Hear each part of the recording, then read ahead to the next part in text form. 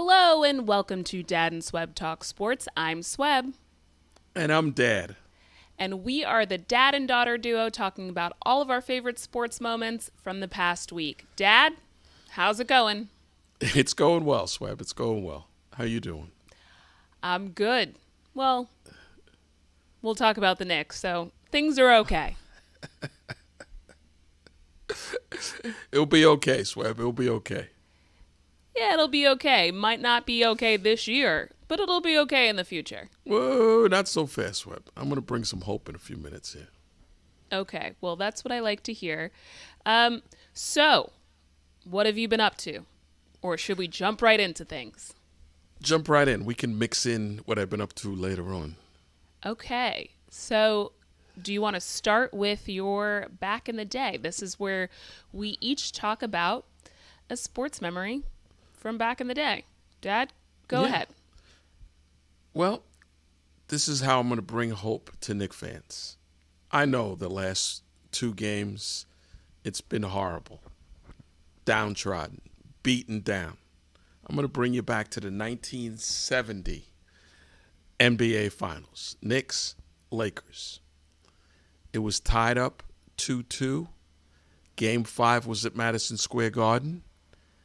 The Knicks won. But in that game, their captain and the MVP of the league that year, Willis Reed, hurt his knee. And nobody knew what was going to happen. They go out to Los Angeles for Game 6, and the Knicks get blown out by 22 points. Sound familiar? And then they come back home for Game 7. It's all tied up 3-3. Nobody gave the Knicks a chance. Nobody knew if Willis Reed was going to play. And while they were warming up, all of a sudden, if you've been watching our podcast, you know the story. He came out of the locker room. It was like a ghost had appeared. And the Lakers looked over and saw him out there. No one thought he was going to play. And he came out. He was dragging his leg. He scored the first 2 points of the game. The fans went crazy. He played another few minutes. Then he sat down for the rest of the game. He couldn't even run. And he went out there, dragged his leg up and down the court. And that inspired the fans and his teammates. And the Knicks won. Walt Frazier took over. Knicks won by 14 that night and won their first NBA championship. So as bad as things look now, as we enter into Game 5 on Tuesday night, the one advantage the Knicks have, they have two possible potential games at home, and they'll have the entire fan base behind them. So that's my look back, and that was a tremendous look, and that's why I never give up. Look at everybody thought the Denver Nuggets were out of it after Minnesota beat them up on their home court. And what does Denver do? They come back and win the next two games in Minnesota. All right. Well, it's Don't an give excellent, up. before we get into the rest of the NBA, that's a great back in the day to inspire, to reinvigorate Knicks fans, because that's what we need. Because I came into the office on Monday, we're recording on Monday night, and I was thinking I might have to lace up. I might have to go down to the training facility just in case they're running an open tryout. And I was thinking about bringing my sneakers to the office today, just in case. So I love that you're trying to re-inspire the masses. Don't lose hope. So my back in the day is from my own basketball career. And by the way, if you follow Dad and Swebb on Instagram, you saw a little post from today of both Dad and I showing off our basketball skills. Tibbs, call us if you need us. And so, senior year of high school, we're playing a game, last regular season game. We needed to win it to get to the playoffs. Or second to last game. We needed to win our last two games to get to the playoffs. And our starting point guard decided that she was going to hang out with her boyfriend instead of catching the bus to the road game, and ended up being late to showtime at the game.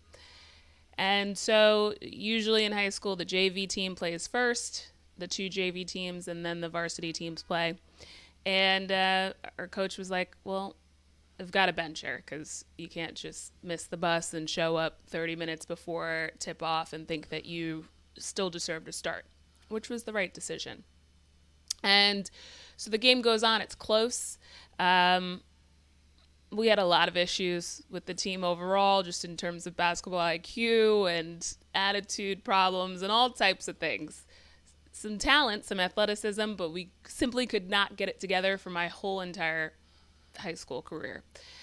And so game gets down to the wire, and I find myself at the top of the key. I get the ball. I hit a three-pointer to tie the game. We go into overtime. At this point, I'm thinking this, I think, was my only three of my whole entire career. Although I played on the wing, I wasn't a shooter. And so my only attempt, I think, at a three, and I make it. So we're going into overtime, and sure enough, we start making a bunch of boneheaded plays. We lose, and we don't make it to the playoffs. So while you're re-inspiring the masses, I'm keeping it real that sometimes you just don't have the pieces. You don't have the pieces. The timing doesn't line up, whether people are showing up late or, in the Knicks' case, getting hurt left, right, and center. And so it's been a challenge. So maybe we should have reversed it. So I start with the negative and then you bring us back up. But I like starting on a high note. So let's talk now about the Knicks. Here's the thing. Is it a little bit sad to see what has happened? What happened on Sunday afternoon against Indiana in Game 4 of the series, where they got blown out by and were losing by 25 to 30 points all game? Yes. Is it understandable at the same time? Yes. So I'm just feeling a little bit like I'm not sure. Now, the series is tied 2-2. The Knicks will play the Pacers at Madison Square Garden on Tuesday night, Game 5. And they essentially have to win 2 of the last 3 games to advance to the Eastern Conference Finals. The challenge is, as many of you know from watching the team and watching these past 2 weeks, is that we've got about 4.5 guys that are relatively healthy. And I think we may have reached our limit. That's possible. But you know what I've learned following sports for all these years? Expect the unexpected. Maybe somebody that hasn't played much or hasn't played at all will do something spectacular. Maybe somebody that you're not expecting to step up and do something big will do something big. And don't underestimate playing at home in Madison Square Garden with those fans going totally crazy and helping to intimidate the other team. Remember, Indiana is a fairly young team.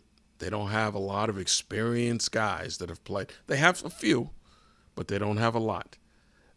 Teams like that can get rattled on the road. They're expecting to win, and the media expects them to win. Their fans expect to win, and there's probably some Knicks fans, a lot of Knicks fans, to expect Indiana to win. And when that happens and you have that kind of pressure on you, you can fall apart. So to give everyone a little bit of a snapshot of the 2 wins at the Garden, games 1 and 2 of the series, the Knicks score average 125, 126 points per game. They shoot 47% from the three-point line and 83% from the free throw line. Their 2 losses, granted, Sunday's game was a complete disaster. They averaged 97.5 points per game, and they're shooting 32.8% from the three-point line and 71% or 71% from the free throw line. So it's tough because there's a lot of different things. This is like the perfect storm of events, right? The team, we were already thin in terms of the roster and the health, the general health. Jalen Brunson hurts his foot in game 2, and they still managed to win. And OG Anunoby hurts his hamstring in that same game, didn't return from like the third quarter on in that game. So the Knicks still found a way to win despite the fact that they were depleted. Now Jalen sat out during the second quarter and then came back at halftime and played, but you could tell that he wasn't necessarily the Jalen Brunson that we've seen all season. Then fast forward to the game on Friday and at Indiana, the Knicks had a chance to win that game. And so you feel a little bit like that's the one that got away because they were in that game despite the fact that OG Anunoby didn't play and Jalen Brunson wasn't at his healthiest. So the lineup changes. Tibbs is going with Precious Achiuwa in the starting lineup, which I think he should switch to Miles McBride, go with 4 guards and 1 big man. But now these guys have been playing 48 minutes per game. The ones that are healthy, and they're tired. And so what I saw in the 2 losses in Indiana was just being a step slower and a few seconds slower than they had been when they're winning. So not closing out on defense. So there were a lot of shots. Like Indiana's a good team. Yes. Any team that's still in the playoffs at this point in the season is a good team. Are they as good as the Knicks have made them look? I don't think so. Indiana has made a lot of shots. Some of them have been daggers because they're hitting shots in a key moment where the Knicks need to get a stop, and they go out and Tyrese Halliburton's hitting threes left, right, and center, and even Miles Turner. But I think that's actually a result of everyone being just a step or 2 slower on defense than they had been. So now guys are getting better looks at the basket without as much pressure as they had been, and they're unable to, and shots are going in for Indiana because they're not really contested. The other thing that Indiana is doing, so these guys are tired. We've got 6 or 7 guys on the roster that can play, that have played minutes, legitimate minutes throughout the course of the season that we can trust to play, right? Now, Indiana defensively is picking up on defense from the time the ball gets taken out at the end line. So now you're making these guys tired because they have to work. They can't even get easily down the court to get into their offensive set. So it's just could they win these 2 of these last 3 games? Sure. From what I'm seeing, I'm not sure that it's possible. And I don't want to disparage Jalen Brunson because I think that he was legitimate, should have been in the MVP conversation and should have been a top 3 candidate. And I know that, all the players in the conversation were deserving.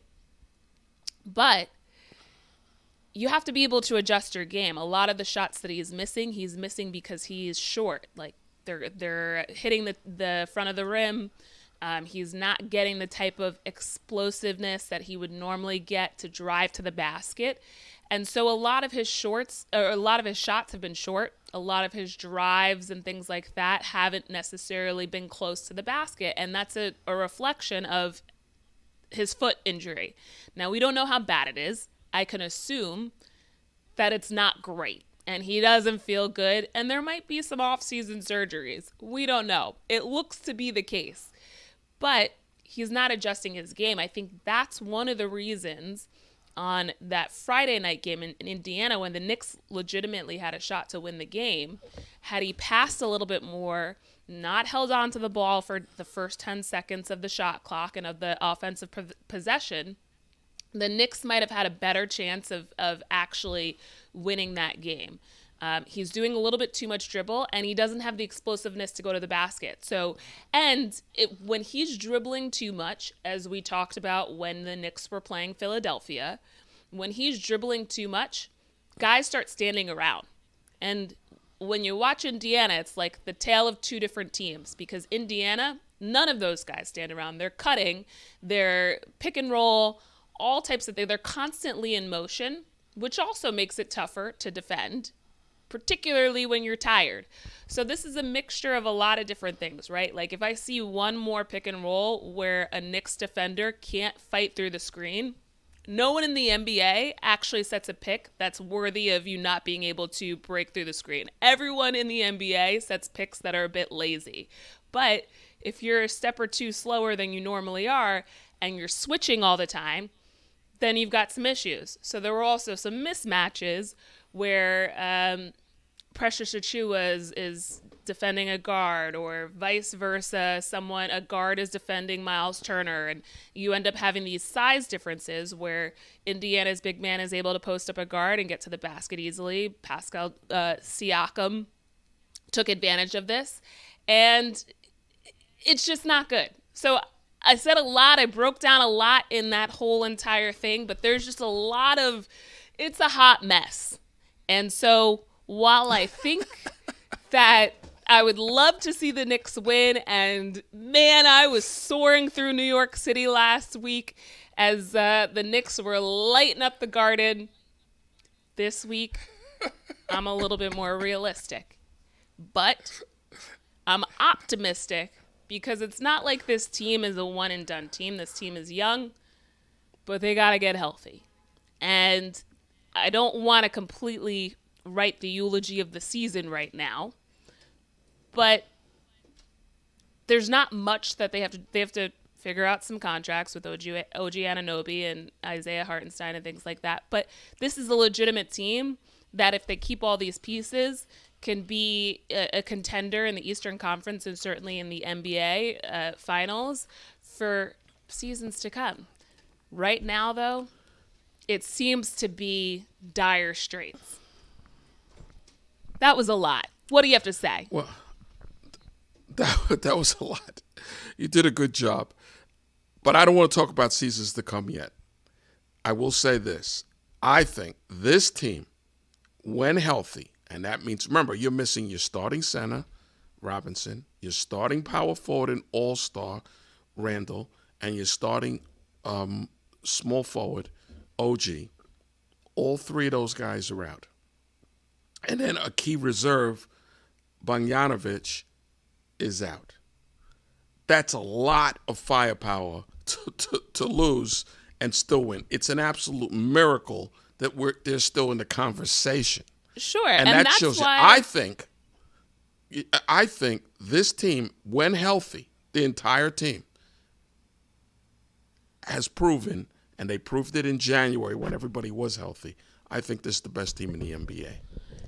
I don't disagree, and that's why I'm not coming on here sounding like Stephen A. Smith, being all wishy-washy and, down with the team, fire everyone, get rid of everyone, the way that he exaggerates the situation. The reality is we've just hit some bad luck all season, and it's finally all just, it's in a pot, and Indiana's stirring around the mixture of bad luck that the Knicks have had, and they're having their way with us. So, am I optimistic?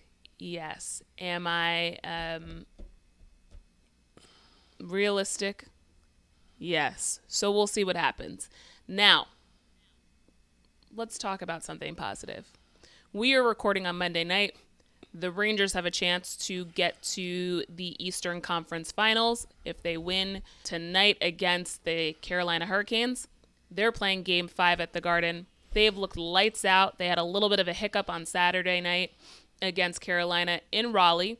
But at this point of the season, you don't expect to sweep all these teams, even though the Rangers had swept the Capitals in the first round of the playoffs.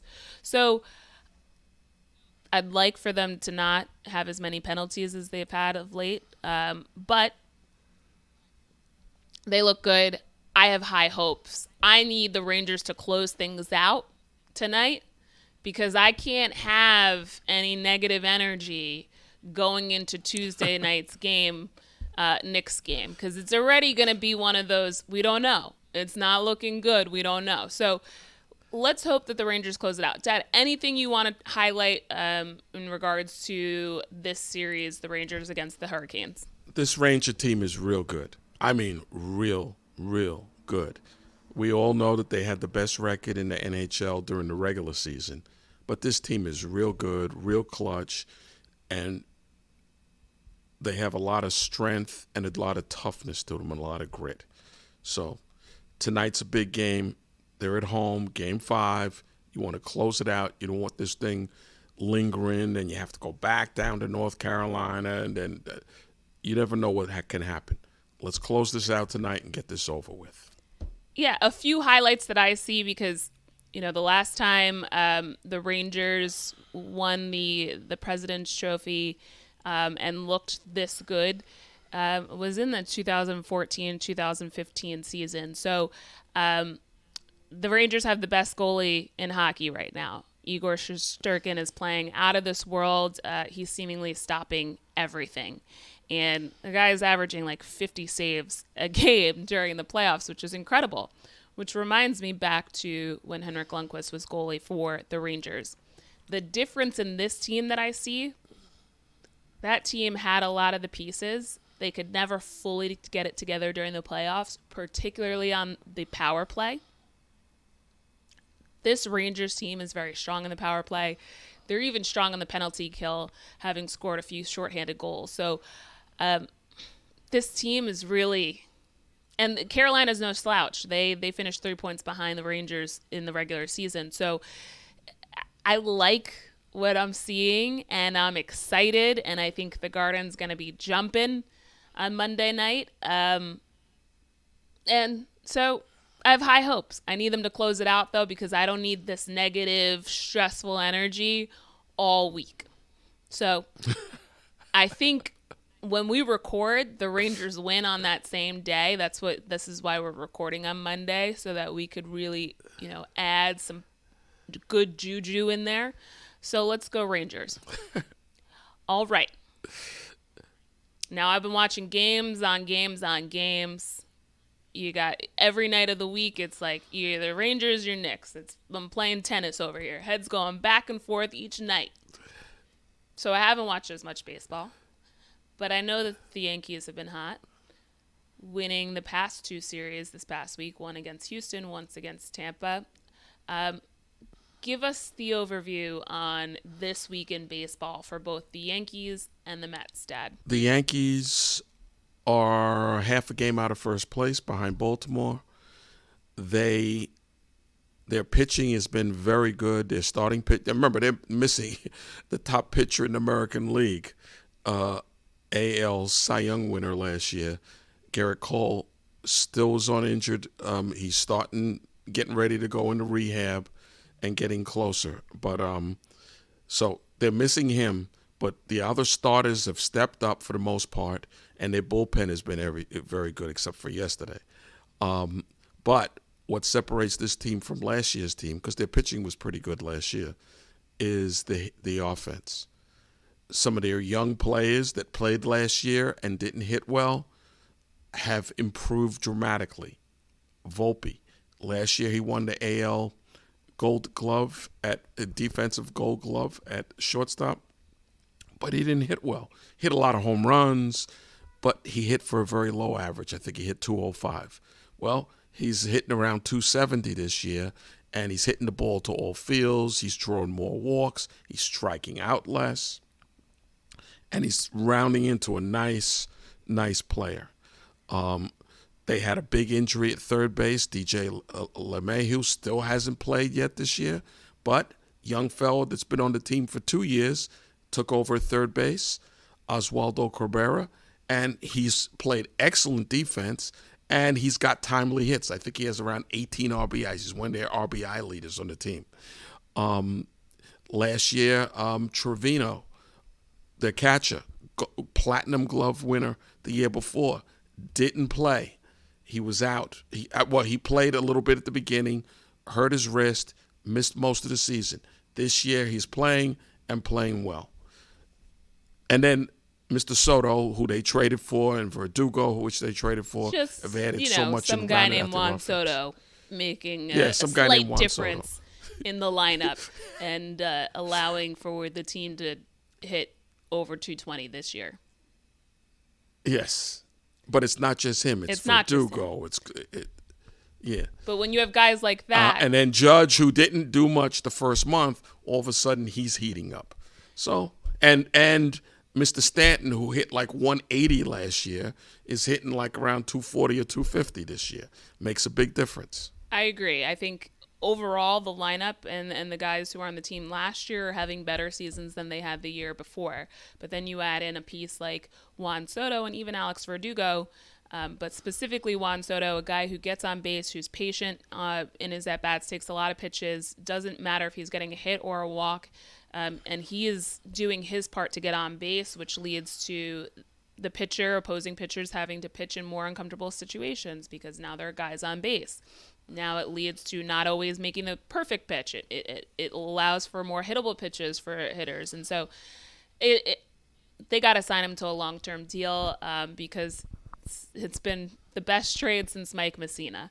So, but one shout out in terms of the bullpen. The bullpen was incredible last year, but specifically this season, Clay Holmes, the closer for the Yankees, while the bullpen was great last year, he wasn't great. He was really good at parts of the season and inconsistent at parts of the season.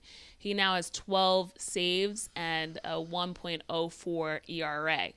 So for all of us Yankee fans who have, or no, he's got a 0.0 ERA. Zero. Yes. Zero. A 0.0 ERA and I think a 1.04 whip. So, for all of us Yankee fans who grew up with the great one Mariano Rivera as our closer, and knowing that you could, once the game got to the top of the ninth, or even the bottom of the ninth, you could rest easy knowing that Mo is going to close out those games. Clay Holmes hasn't been that, those are big shoes to fill. But this season, a 0 ERA, 21 strikeouts, 12 saves. So shout out to him. Now, do you want to go and talk about the Mets, Dad? Yeah, the Mets, like I mentioned a few months ago, Atlanta is not the same Atlanta Braves. Well, the Mets they're did still scuffle good against Atlanta this past weekend. Yes, they did. They lost 2 of 3, but they beat them, I believe, 3 of 4 last month down in Atlanta. If the Mets are in wild card contention. Philadelphia looks like they're the best team in the division. Atlanta's still good, but they have pitching problems. And I heard a Braves fan today complaining about Acuna. And even though he's considered a great, great player, they don't like that he doesn't hustle.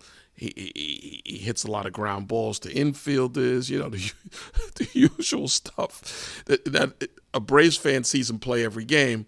We just see highlights on ESPN or see a series when they plays against your team, and you think, oh, but if the Mets can just hang in there and let some of their younger players who have had some moments so far play more and get more at-bats. They brought up a nice pitcher the other day, and he's pitched well in 2 games, a starting pitcher, a young pitcher out of minor leagues.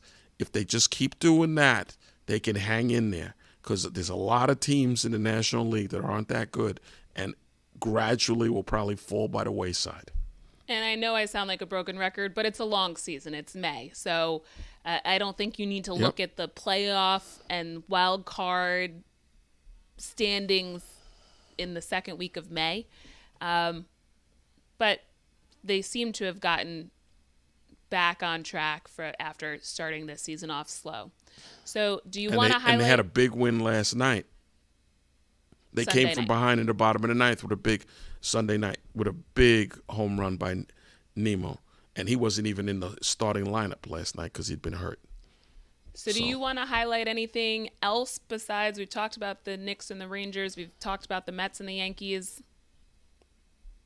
Anything Duke you're looking forward to? lacrosse. Yeah.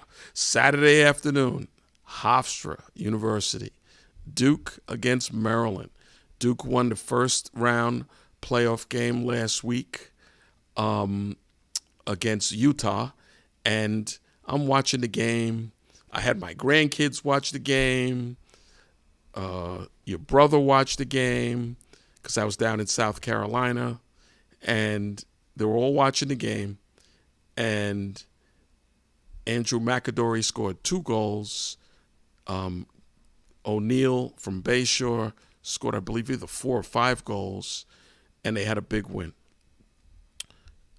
And then I'm watching, they say, okay, so they're going to play the winner of the Maryland-Virginia game, and it's going to be in Hempstead, Long Island next week. That means it's at Hofstra. 2:30. I will be out there in full force. 2:30. The game will also be on ESPNU. Duke against Maryland Terrapins. Should be a good game. And Brennan O'Neill was the number 1 pick in the Premier Lacrosse League draft this past week. So should be a very good game. He's considered the best player in college lacrosse. All right. So it should be good, and I will be out there in full force. Maybe we'll do a little report from out there, Swebb. Maybe. We'll see. Okay. That about covers this week's episode. Do you want to leave us with a dad tip of the week? Don't give up. Never, never quit. No matter what. Do not give up. Always search for the positives. Sometimes you have to look high and low. Sometimes you have to lift up stuff. You have to look under the bed. You have to look under the car. You have to look in the glove compartment of the car. But there's always some positive. Keep looking for positives and expect the unexpected. You never know. You when never it looks know. Dark and grim. You never know. Expect the unexpected. Expect good things to happen. I love That's your my tip of the positivity. And we'll see. Think about how good it could be if next week we're recording and the Knicks are in the Eastern Conference Finals. It could be amazing. So we won't give up. But remember this. It's not just about the Knicks, and it's not just about sports. It's about life. Expect the unexpected. Look for the positives all the time. They're there. You just got to find them. All right. Well, expect the unexpected. Look for the positives. And thanks for joining us this week. Be sure to follow us at Dad and Swebb on Twitter and on Instagram, on YouTube, and Rumble. Subscribe to our videos. Share them with friends. Go Knicks. Tibbs, call us if you need us. We'll see you next week. So long. Thank you for tuning in to Dad and Swebb Talk Sports, the show where we cover all of our favorite sports moments from the past week. Don't forget to subscribe on YouTube and Rumble, and follow us at Dad and Swebb on Instagram and X. See you next week.